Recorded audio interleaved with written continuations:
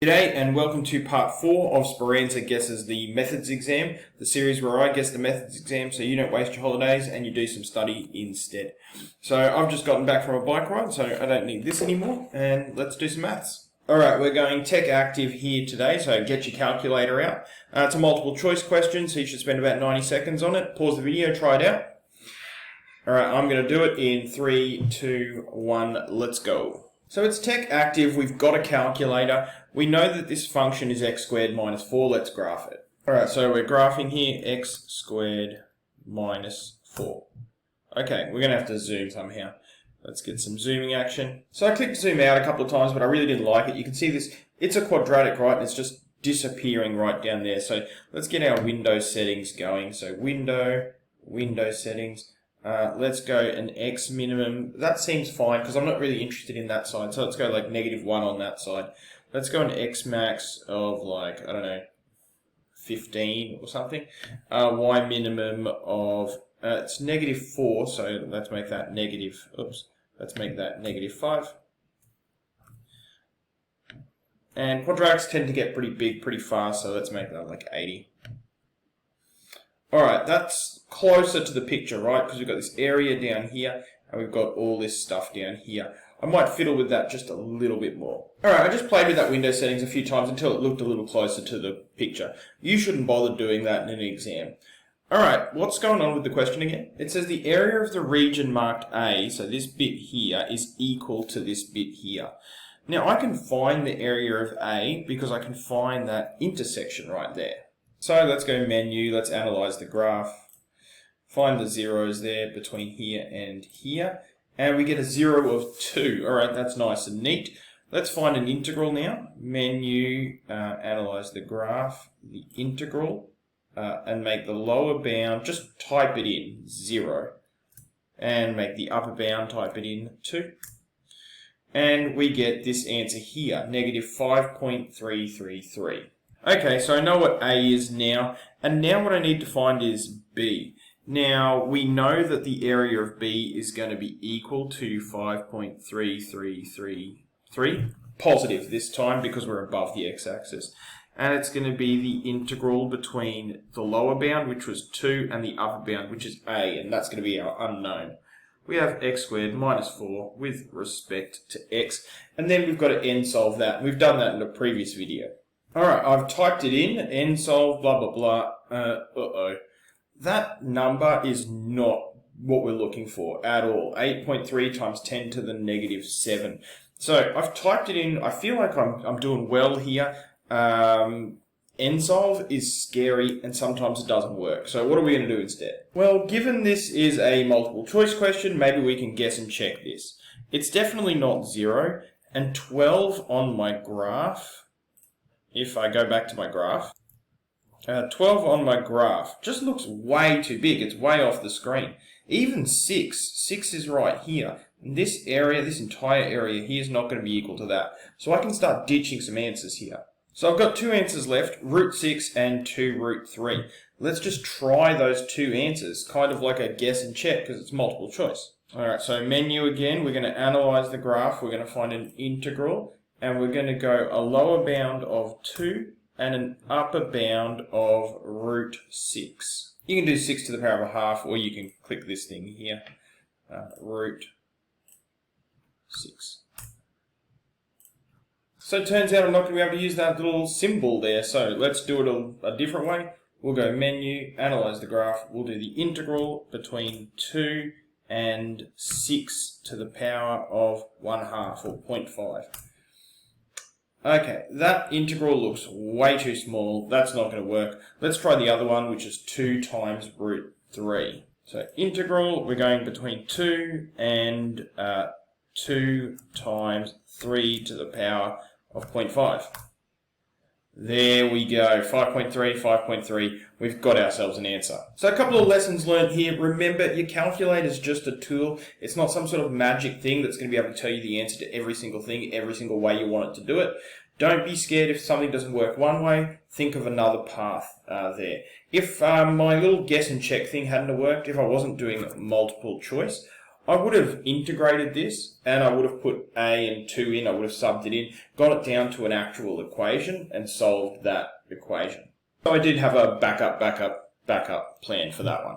Alright, we've got a function, f of x, and we're going to figure out whether it's concave down. Alright, multiple choice, give yourself 90 seconds and then come back. Alright, here we go, 3, 2, 1. It's multiple choice, we've got a function, it's a calculator question, we should graph it. Alright, so I've graphed it, I've done a bunch of zooming in and out, you've seen me do that before. Alright, we want to know about concave down. Alright, concave down like that. Alright, concave up, that's a bowl, that's a bowl. From about here-ish, it starts to become concave down. You can see it's got a little curve here, concave down. And then it must be like maybe around there-ish, it becomes concave up again. So concave down is about there and about there somewhere. And to be honest, I could probably sort of puzzle it out. Given the options I've been given, I could probably puzzle this thing out. But let's be a little more serious about things. Let's graph the second derivative of this function on our calculator. So we're going to go menu, we're going to graph something, we're going to graph a function, and we're going to graph the second derivative, which you can find here. Alright, dx, and then type in your function there and hit enter. Alright, and we can see this graph here, where it is below, where the second derivative is negative, where it's below the x-axis, that's where it's going to be concave down, or the original is going to be concave down. So let's analyze that graph now and get some of those zeros. We've got to choose the graph we want to analyze. Negative 1.7 and find another 0, choose the graph. And 0.2. Alright, back and let's take a look. Negative 1.7, 0.2. So we've got, we can get rid of these options. We don't want those. Negative 1.7 and 0.2. Negative, oh, that's, oh, okay. Let's pretend that option was negative 1.7 because it's more interesting that way. These are the same answer, right? Except for the less than or equal to sign. If you're choosing concave up or concave down, you're never going to have a less than or equal to sign. Because negative 1.7, the equal to bit, that's actually going to be our inflection point. So it's never ever this one. Didn't help that I put a positive there. It is A. Alright, let's not dwell there, but it is important that you know about that second derivative or even the first derivative function there, so you don't have to derive things by hand. If you want to graph something, you can just graph it by asking for the first or second derivative. Alright, we've got a Tech Active short response here. Shout out to Mrs. Brogden from St. James Lutheran College. She's the one that sent this question in. Although originally she did send this question out with an RSL and a meat tray. Although I know some students won't know what a meat tray is or an RSL is, so I've just changed the question a little bit.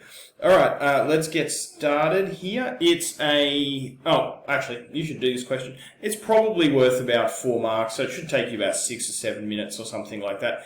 Give it a try. Alright, I'm coming into it in 3, 2, 1, let's go. Alright, so this is a kind of inverse binomial probability question, and it's one that you should be very familiar with. It should have appeared a number of times. Amy's an expert pistol shooter. The probability that Amy hits the center of the target on each attempt, each trial, is 0.12. So we have a p-value equal to 0.12. Determine the least number of attempts Amy must make in order to ensure the probability of hitting at least once. The probability of hitting greater than or equal to 1 is equal to 0.85. Alright, so I'm going to approach this 2 different ways here, but let's set up the question first. So we want to know, we know that the probability of hitting greater than or equal to 1 is 0.85, which means that let's do this over here, the probability that x is equal to 0 of not hitting at all is equal to 1 minus 0.85, which is of course 0.15. This is really, really useful, turning it into a binomial PDF if you can. If you see at least once in a question, you should be thinking of, well, oh, okay, that's the complement of exactly 0. Alright, now that we know that, we can say that 0.15 is equal to, and then create our little formula here, times p, times 1 minus p, boop, boop. Alright, and what have we got here? So, we don't know the number of trials, but we don't want to have any successes.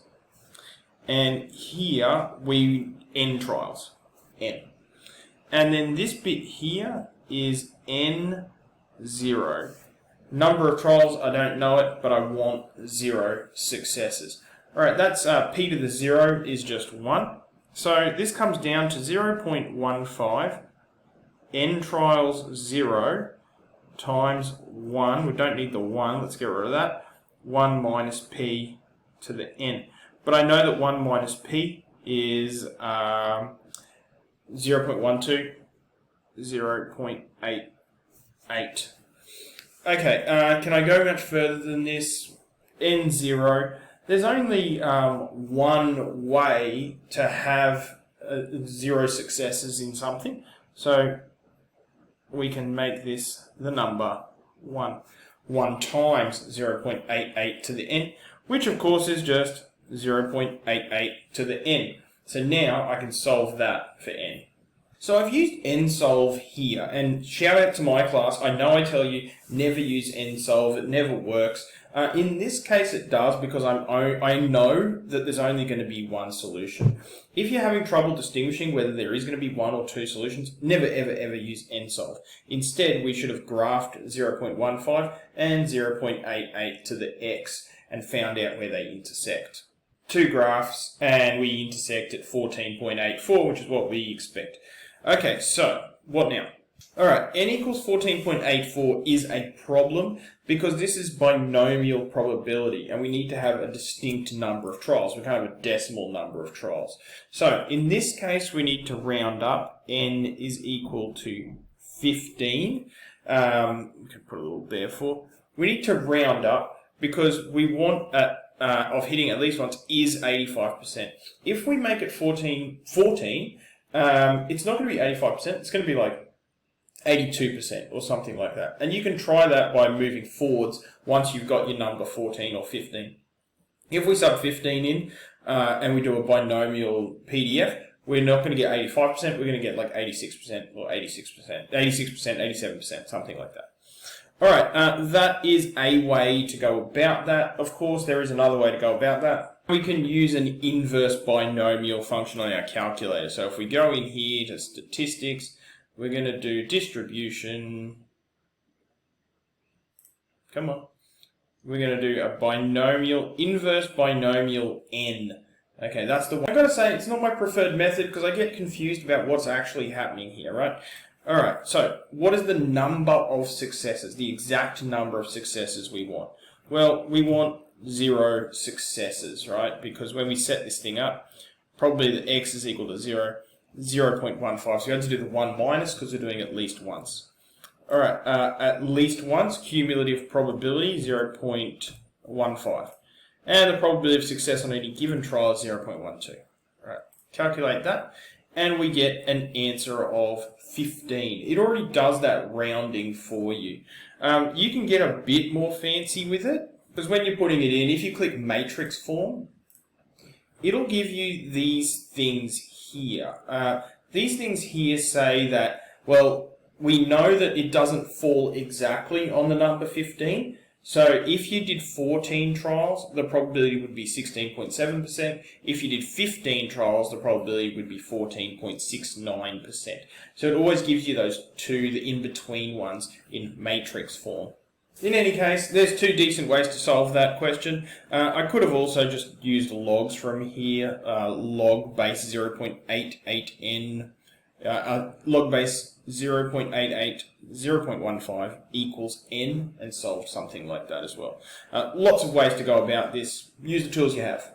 Alright, so here we go. This question here, determine the length of the longest side of the triangle shown. It's probably worth 5 or 6 marks, so we're talking 7.5 minutes. Pause the video, give it a try.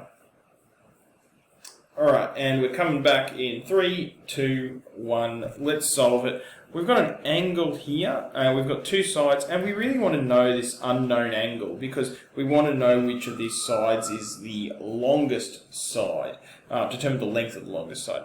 Alright, so if we've got two opposite angles and another angle, we're going to have to do the sine rule first to find this unknown angle. And then once we have that unknown angle, we should have enough information then to use the cosine rule after that to find this length. Alright, so we've got a little formula sheet here, so this should be helpful. We're going 12 over sine 26 degrees equals the other length, 27 over sine, let's call this theta. Alright, and then we need to rearrange that.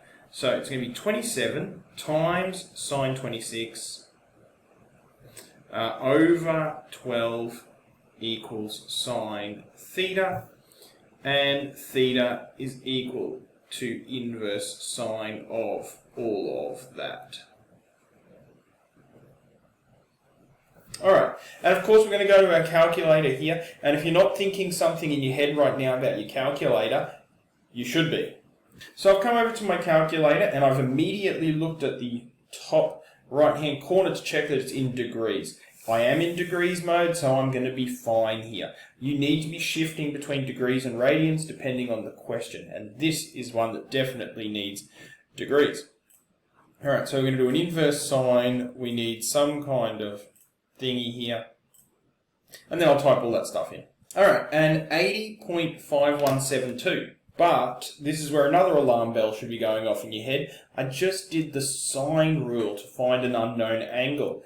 Maybe this is one of those ambiguous cases. Maybe there's a second answer. And it turns out that there is a second answer.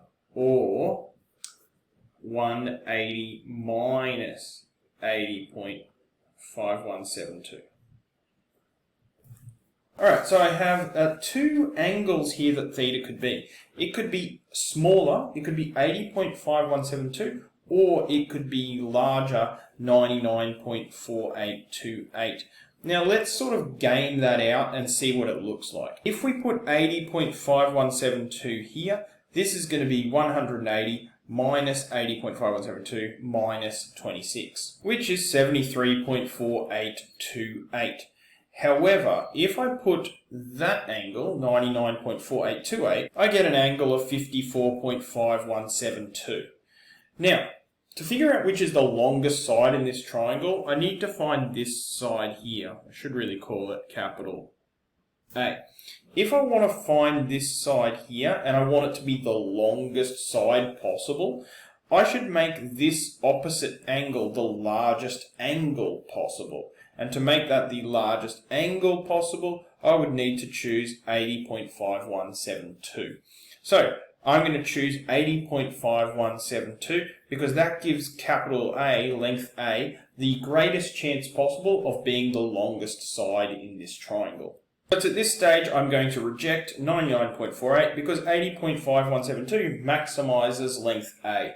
Now, this is a bit of interesting thinking. I think a lot of students wouldn't do this thinking. So after I've done the next bit of working, I'll talk more about, instead of doing this, what I think would be another, probably more common approach to this question.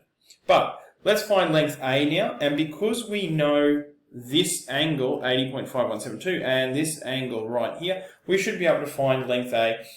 We should be able to find length A just by using another repetition of the sine rule.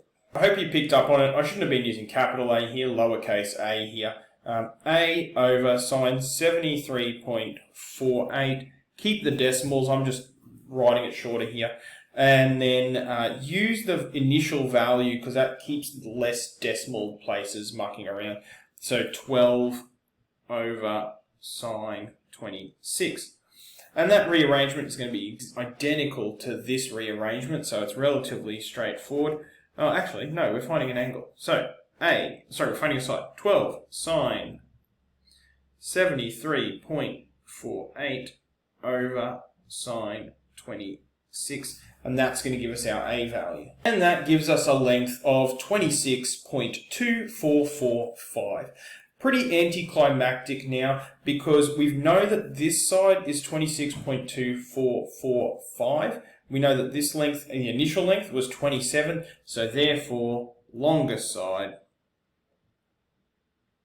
equals 27. Alright, now there are a couple of other things you can do here. If you hadn't have realised that you were supposed to reject at this stage, you could have done this working twice. You could have done this working for that angle and this working for that angle here. Now there is also a way in this question that you can avoid this working altogether. Because when I found the green angles here, 80.5172 and 73.4828, the largest angle was this one here, and the largest angle is always opposite the largest side. So we could have avoided this and written a sentence instead that said, because angle C is the largest angle, side C will be the longest side, therefore 27. If I'd been a bit clearer with how I'd written this question, I could have made this the largest angle, which would have forced this calculation here. But something to keep in mind, smallest angle is always opposite the smallest side. Alright, don't forget the ambiguous case. That's it. We can keep score now. Covered off some tech actives, I guess we're almost halfway there. Alright, do some study.